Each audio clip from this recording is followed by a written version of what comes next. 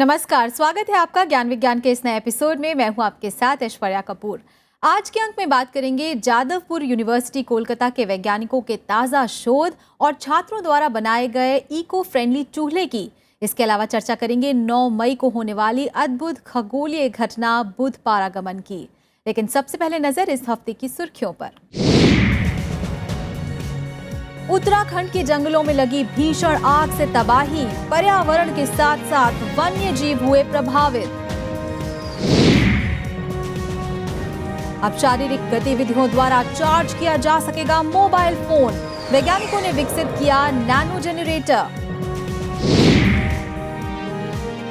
स्कूली छात्रों ने बनाया इको फ्रेंडली चूल्हा, खाना बनाने के साथ साथ कमरे को गर्म करने में भी मददगार।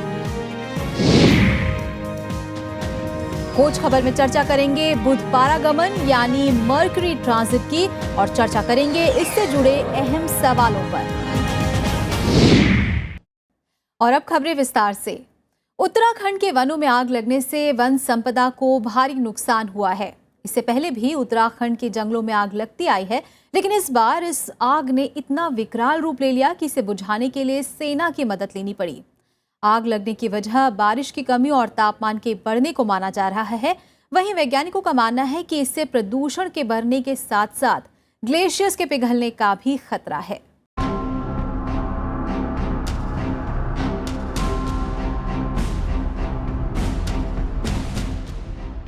आमतौर पर इस मौसम में उत्तराखंड के जंगलों में आग लगना कोई अनहोनी घटना नहीं है, लेकिन इस साल हालात बदतर हो गए। हालांकि सेना के अथक परिश्रम और कभी कभार होने वाली बारिश से आग पर काबू पाने में काफी मदद मिली, लेकिन पहाड़ पर धुआं भरा हुआ है। उत्तराखंड के जंगलों में लगी आग पर काबू पाने के लिए 6100 से ज्यादा कर्मियों ने दिन रात एक किया और वायुसेना के 3 हेलीकॉप्टरों से लगातार पानी का छिड़काव किया गया। मौसम वैज्ञानिकों के मुताबिक समय पर बारिश न होना, अत्यधिक सूखा पड़ना और इन सबसे गंभीर जलवायु परिवर्तन जंगलों में आग लगने की सबसे महत्वपूर्ण वजह हैं। परेशानी की बात यह भी है कि उत्तराखंड के जंगलों में 16% चीड़ के पेड़ हैं, जिनमें आग लगने की आशंका सबसे ज्यादा होती है। 3000 हेक्टेयर का जंगल है वो जो जला हुआ है, वो एक ही पैच नहीं है, वो 12-13 जगह पे छोटे छोटे पैच पे पड़ा है। तो जो भी इम्पैक्ट है उसका वो लोकल एरिया पर ज़्यादा होगा। उसका ग्लोबल इम्पैक्ट क्या है ये समझने के लिए काफ़ी टाइम लगेगा और उसके लिए रोबस्ट उतनी मेथडोलॉजी और उतने रोबस्ट मॉडल्स भी नहीं है कि हम उतने कॉन्फिडेंस के साथ कह सकें। लेकिन ज़रूर लोकल लेवल पे तो हम ज़रूर कह सकते हैं कि उसका इम्पैक्ट ज़रूर होगा। जहाँ स्लोप होगा, जहाँ से पूरे जंगल जल गए, वहाँ आने वाले बरसात में वहाँ की मिट्टी नीचे आ जाएगी। जहाँ प्लेन एरियाज़ है शायद वहाँ रीजनरेशन की अपॉर्चुनिटी ज़्यादा बेहतर हो सकती है, बरसात अच्छी हुई तो। इस भयानक आग से बड़ी संख्या में जंगली जानवरों की मौत हो गई और जंगल की वनस्पतियों को भी भारी नुकसान हुआ। लेकिन जानकार इससे भी ज्यादा गंभीर नतीजों की ओर इशारा कर रहे हैं। उनके मुताबिक इस आग से पर्यावरण को भारी नुकसान पहुंचा है और इसकी भरपाई करना बेहद मुश्किल है। आग की वजह से ऊंचे पहाड़ों पर पाए जाने वाले ग्लेशियर तेजी से पिघल रहे हैं, जिनसे उत्तर भारत की ज्यादातर नदियों में पानी समय से पहले ही उफान पर चढ़ रहा है। जानकारों ने यह भी चेतावनी दी है कि आग से पैदा होने वाले स्मॉग और राख ने ग्लेशियर को ढक दिया है, जिससे आने वाले समय में ग्लेशियर और तेजी से पिघलेंगे।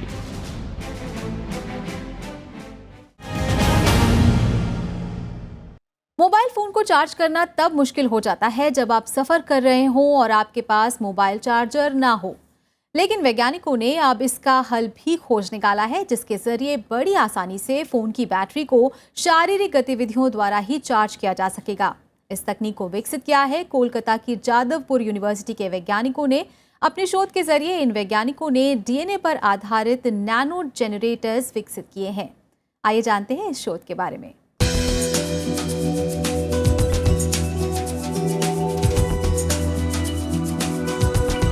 इस सच्चाई से कोई इनकार नहीं कर सकता कि मोबाइल फोन और टैब ने संचार और रोजमर्रा से जुड़े कई कामकाज को आसान कर दिया है।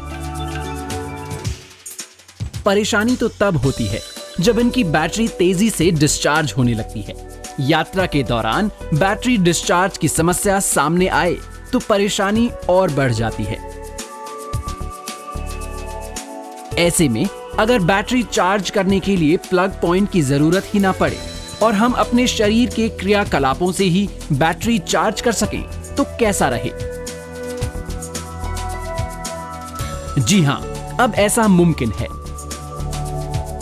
कोलकाता में जाधवपुर विश्वविद्यालय के nano piezo electric device laboratory के डॉक्टर दीपांकर मंडल की अगुवाई में शोधकर्ताओं की एक टीम ने डीएनए पर आधारित नैनो जनरेटर विकसित किया है, जिससे ये सपना साकार करना मुमकिन है।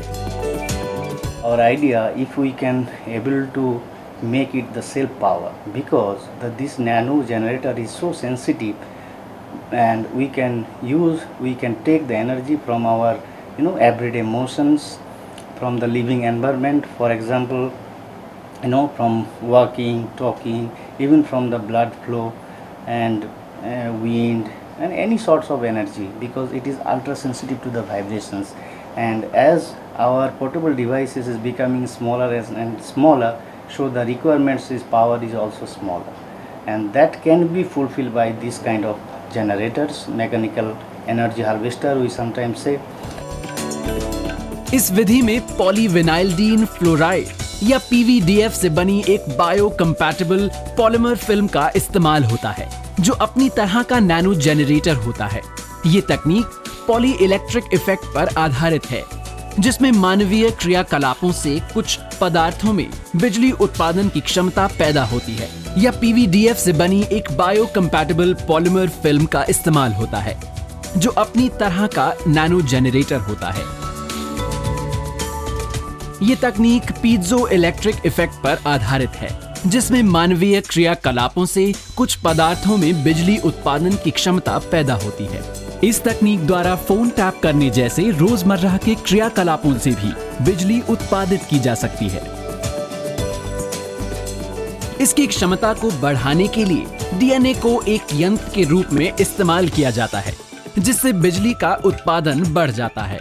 टीम ने दिखाया कि किस तरह से इस तकनीक को सिर्फ टैपिंग के जरिए संचालित किया जा सकता है, जिससे 22 से 55 डायोड जल सकते हैं। इसके अलावा टीम ने सेलुलोज के इस्तेमाल से भी नैनो जनरेटर तैयार किया है। As our materials made with the piezoelectric materials, I mean the flexible piezoelectric materials, so our device you can able to fold it, you can place into your shoe, and you can walk and you can generate some sort of power, and that eventually you can use for your mobile phones and any sorts of portable electronics that you want.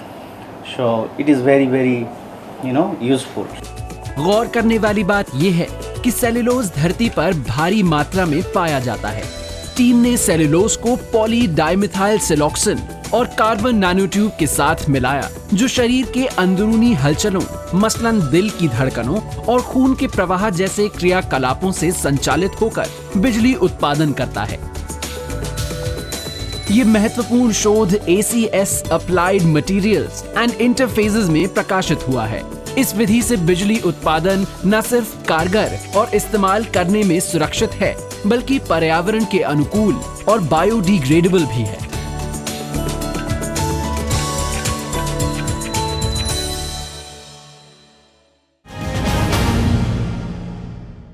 पारंपरिक चूल्हों की जगह भले ही आज LPG चूल्हों ने ले ली है, लेकिन आज भी इसका उपयोग कई स्थानों पर होता है।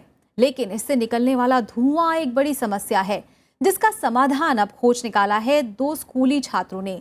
इन छात्रों ने 2 चूल्हों को मिलाकर एक ऐसा चूल्हा तैयार किया है जो खाना बनाने, पानी गर्म करने और साथ ही साथ सर्दियों में कमरे को भी गर्म करने में मददगार है। कैसे? जानिए हमारे सेगमेंट तकनीक के कमाल में।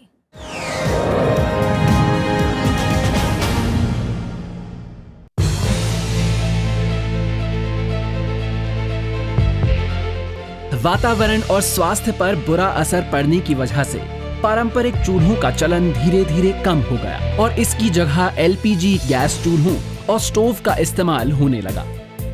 लेकिन आज भी भारत के कई स्थानों पर पारंपरिक चूल्हों का इस्तेमाल होता है। जैसे हिमाचल प्रदेश में आज भी घरों में खाना बनाने के लिए तंदूर और पानी गर्म करने के लिए हमाम का इस्तेमाल होता है। लेकिन क्या हो अगर इन दोनों चूल्हों को मिला दिया जाए? ऐसा ही आइडिया कुल्लू हिमाचल प्रदेश के रहने वाले 2 छात्रों पार्वती भारद्वाज और मृगेश ठाकुर के मन में आया, जिसके बाद उन्होंने एक नए चूल्हे का आविष्कार किया जिसे उन्होंने फ्यूजन ऑफ हमाम एंड तंदूर नाम दिया है। इसमें हमने हमाम और तंदूर दोनों ही कंपोनेंट्स को मिक्स कर दिया है और ये हमारा आउटपुट निकला है। इस डिवाइस में सबसे पहले हम एक फ्यूल वुड चेम्बर है, उसमें हम लकड़ी डालते हैं। जब हम उसमें लकड़ी डालते हैं तो उससे जो हीट प्रोड्यूस होती है, उससे जो फ्लैट बेस है ऊपर, उसमें उसकी हीट से कुकिंग होती है। साथ में हमने एक फ़नल लगाई है। जब हम उस फ़नल के अंदर पानी डालते हैं तो वो कंडक्शन से हीट होता है और एक टैप लगाया है जिससे वो पानी बाहर निकल सके। साथ ही साथ जब हम लकड़ी जलाएंगे तो नेचुरली हीट रेडिएट होगी। तो जब उस पूरे मॉडल में हीट रेडिएट होगी तो हम इस हीट से पूरे अपने घरों को भी गर्म कर सकते हैं और विंटर्स में स्पेशली हम इसे हीट करने के लिए यूज़ कर सकते हैं। इस चूल्हे से एक साथ कई काम किए जा सकते हैं। पानी गर्म करने से लेकर खाना पकाने और कमरे को गर्म करने तक की सारी सुविधा इस चूल्हे में शामिल है। तंदूर को धातु की एक मोटी परत से बनाया गया है जिसमें लकड़ी जलाने के बाद भी गर्मी को बाहर नहीं जाने दिया जाता। चूल्हे के ऊपर ही पानी गर्म करने के लिए अलग से चेंबर बनाया गया है और उसमें नल लगाया गया है ताकि पानी गर्म किया जा सके। इस चूल्हे में आग की गर्मी को बाहर जाने से रोका गया है। इको फ्रेंडली इन चूल्हों में जहां लकड़ी की खपत आम चूल्हों के मुकाबले 40 से 50% कम होती है, वहीं इनमें खाना पकाने की क्षमता आम चूल्हों के मुकाबले 25 से 30% अधिक है। मान लो अगर आप हमाम और तंदूर को अलग अलग यूज़ कर रहे हो, हमाम में आपकी 2 किलो लकड़ी लग रही है और तंदूर में आपकी 2 किलो लकड़ी लग रही है, तो आपकी 4 किलो लकड़ी लग रही है जिसमें बहुत पोल्यूशन भी क्रिएट हो रहा है। तो वही अगर हम उन दोनों को कंबाइन करेंगे तो जो हमारा लकड़ी का यूजेज है वो सिर्फ 2 किलो, हम सिर्फ 2 किलो लकड़ी से खाना भी पका सकते हैं, पानी भी गर्म कर सकते हैं और साथ ही में रूम भी गर्म कर सकते हैं। इस चूल्हे की दूसरी खास बात यह है कि इससे कार्बन डाइऑक्साइड आम चूल्हे के मुकाबले काफी कम निकलती है, जो स्वास्थ्य के लिए काफी फायदेमंद है। इसमें छात्रों ने चूल्हे की चिमनी पाइप में चूने की परत और फिल्टर पेपर को जगह जगह पर लगा रखा है, जो धुएं को अवशोषित करके कार्बन डाइऑक्साइड को बाहर नहीं निकलने देता। यानी ये कहना गलत नहीं होगा कि ये चूल्हा कई तरह से काफी उपयोगी है।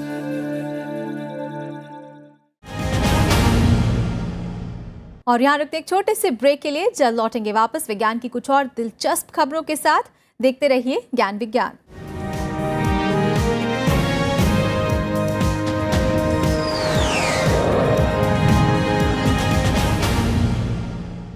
ब्रेक के बाद आप सभी का फिर से स्वागत है। आप देख रहे हैं ज्ञान विज्ञान और देश और दुनिया में चल रही वैज्ञानिक हलचलों को जानने के लिए नजर डालते हैं साइंस एक्सप्रेस पर।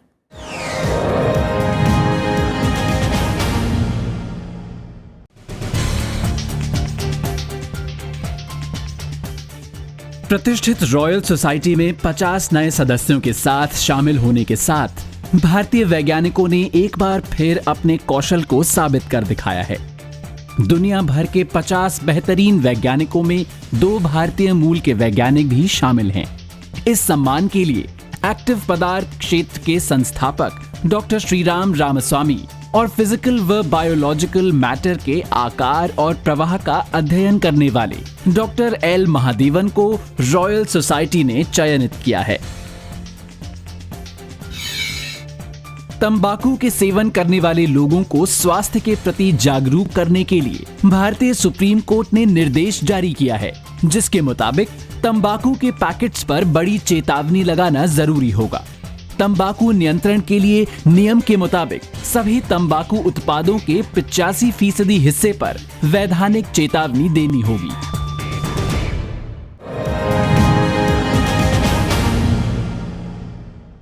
मई को एक अद्भुत खगोलीय घटना होने वाली है जिसमें पृथ्वी और सूर्य के बीच से बुध सूर्य के सामने होकर गुजरेगा।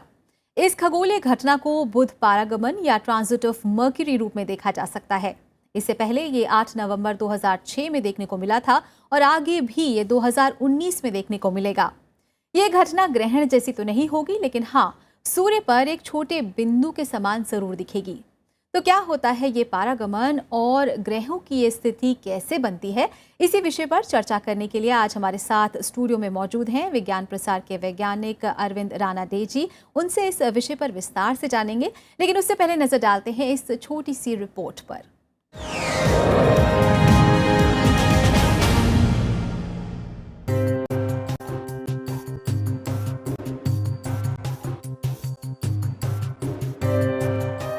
नौ मई 2016 यही वो दिन है जब दुनिया एक अद्भुत खगोलीय घटना का गवाह बनेगी।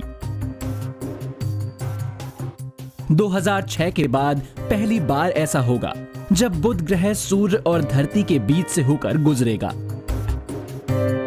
बुध सौर मंडल का सबसे छोटा ग्रह है और इस दिन वो सूर्य के सामने एक छोटे से बिंदु की तरह गुजरता हुआ दिखेगा। सूर्य के चमकीले हिस्से के सामने से किसी ग्रह का गुजरने की पारगमन की ये घटना बहुत कम ही होती है। विज्ञान की दुनिया को बुध पारगमन नाम की इस रोमांचक घटना का बेसब्री से इंतजार रहता है। सौर मंडल में सूर्य और धरती के बीच सिर्फ 2 ग्रह हैं, बुध और शुक्र। एक निश्चित अंतराल के बाद ये 2 ग्रह सूर्य और धरती के बीच से होकर गुजर सकते हैं। इनमें बुध सौर मंडल का सबसे छोटा सदस्य होने के अलावा सूर्य का सबसे करीबी ग्रह भी है और करीब 88 दिनों में सूर्य की परिक्रमा पूरी करता है। वैसे बुध हर 116 दिनों के बाद सूर्य और धरती के बीच से गुजरता है, लेकिन इसकी कक्षा पृथ्वी की तुलना में सूर्य की ओर झुकी होती है। लिहाजा पृथ्वी से देखने पर हर बार ये सूर्य के ऊपर से निकल जाता है। तकनीकी रूप से अपनी कक्षा में घूमते हुए बुध हर साल मई और नवंबर के शुरुआती दिनों में धरती की कक्षा के सामने से गुजरता है। मई में सूर्य का व्यास 1902 आर्क सेकंड होता है, जबकि बुध का व्यास महज 12 आर्क सेकंड। नतीजा ये निकलता है कि आकार में सूर्य का सिर्फ 158वां हिस्सा दिखने वाला बुध एक बेहद छोटे बिंदु की तरह नजर आता है।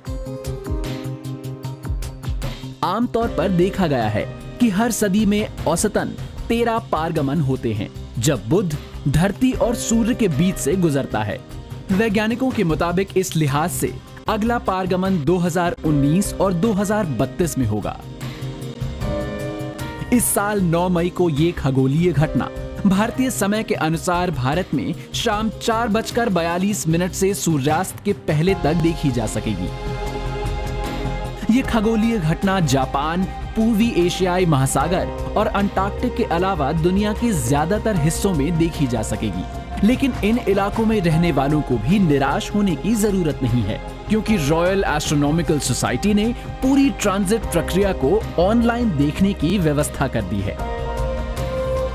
हालांकि जानकारों ने ये भी चेतावनी दी है कि सूर्य ग्रहण की तरह इस घटना को भी सीधी आंखों से ना देखें। इससे आंखें स्थायी रूप से खराब हो सकती हैं और इंसान अंधा भी हो सकता है।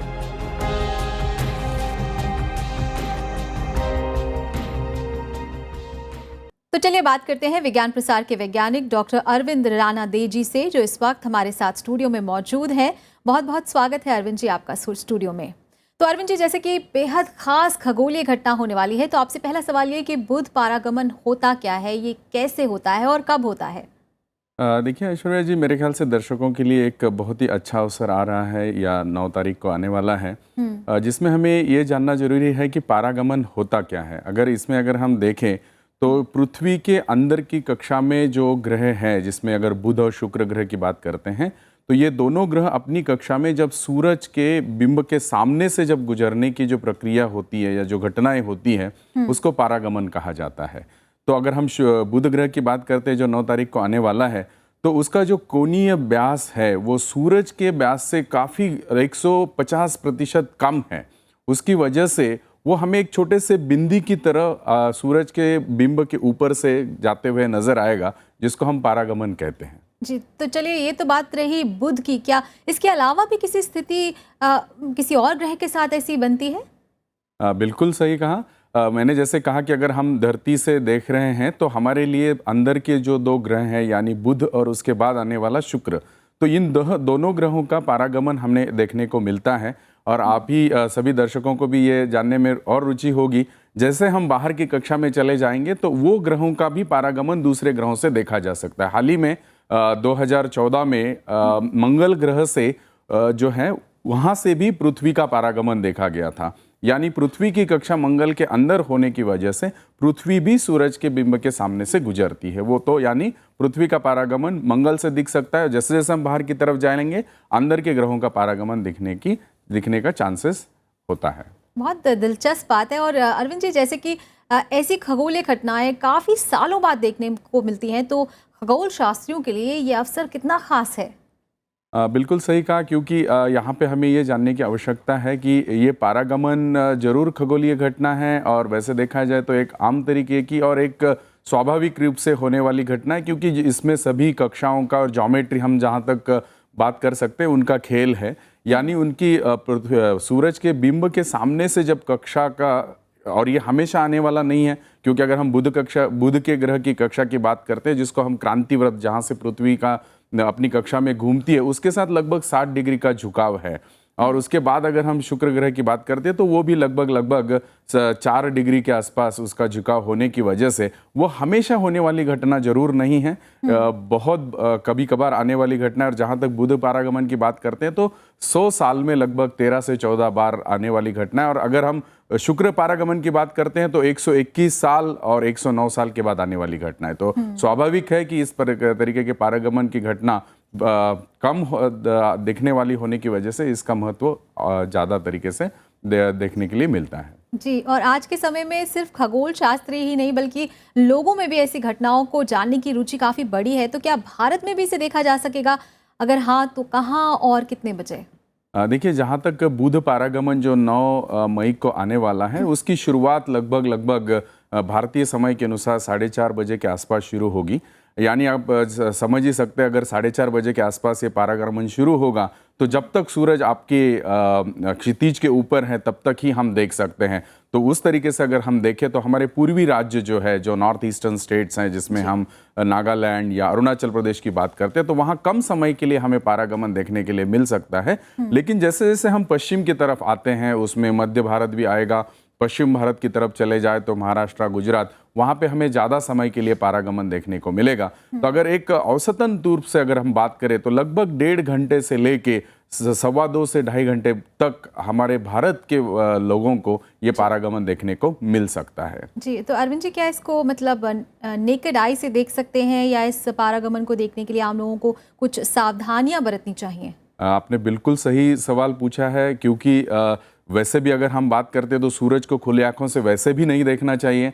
और जब हम इस तरीके की घटनाओं की बात करते हैं तो ऑब्वियसली हमें सोलर फिल्टर्स जो सूरज को देखने के लिए इस्तेमाल किए जाते हैं, उसका इस्तेमाल जरूर कर सकते हैं। लेकिन मैं एक खास बात बताना चाहता हूं कि इस वाले बुध ग्रह पारागमन के समय अगर हम उस तरीके के चश्मे का भी इस्तेमाल करेंगे तो भी देखने को मिलने का चांस कम है, क्योंकि बुध ग्रह का जो कोणीय व्यास है वो लगभग 12 आर्क सेकंड का है। यानी अगर हम पूरे सूरज के बिंब की बात करते हैं जो 150 गुना बड़ा होगा उस 12 आर्क सेकंड के हिसाब से, तो हमारे चश्मे से देखना बहुत ही मुश्किल होगा। इसलिए इस पारागमन को देखने के लिए हम प्रोजेक्शन सिस्टम, यानी उसका प्रतिबिंब देखने के लिए हम लोगों को सुझाव दे रहे हैं, जिसमें टेलीस्कोप के माध्यम से सूरज का प्रतिबिंब अगर आप देखेंगे तो उस समय जब पारागमन शुरू होगा उसके प्रोजेक्टेड बीम पे हमें बुध ग्रह का उसके बिंब के ऊपर से गुजरने वाला जो सफ़र होगा वो हमें देखने को मिल सकता है।